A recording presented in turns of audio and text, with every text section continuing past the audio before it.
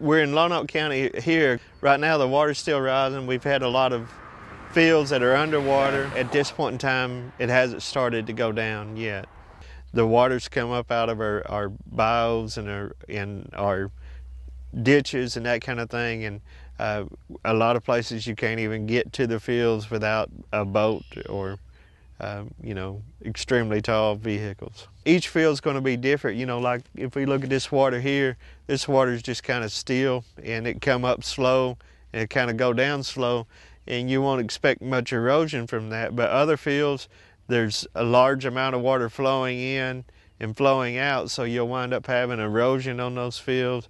And then depending on where you are, you may actually have a lot of debris washed into your field. So one thing it's doing for us is making a later planting season for our rice crop. It's on our corn crop. A lot of it was already planted prior to all the floods that come in, and some of that will have to be replanted.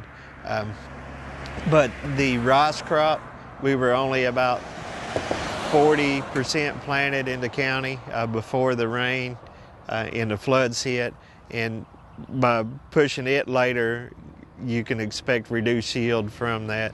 Rice, for example, can be underwater. It's an aquatic plant and can be underwater for several days, but you may have to replant some acres of that. If we move to another crop like corn, about 4 days is about all it can stand water. A lot of the acres that have water standing on it will have to be replanted of the corn.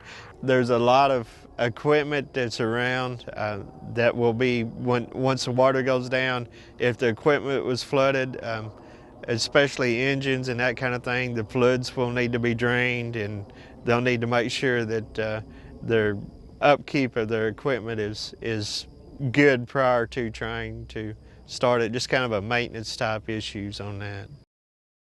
To learn more about this and other topics, contact your county extension agent and visit uaex.edu.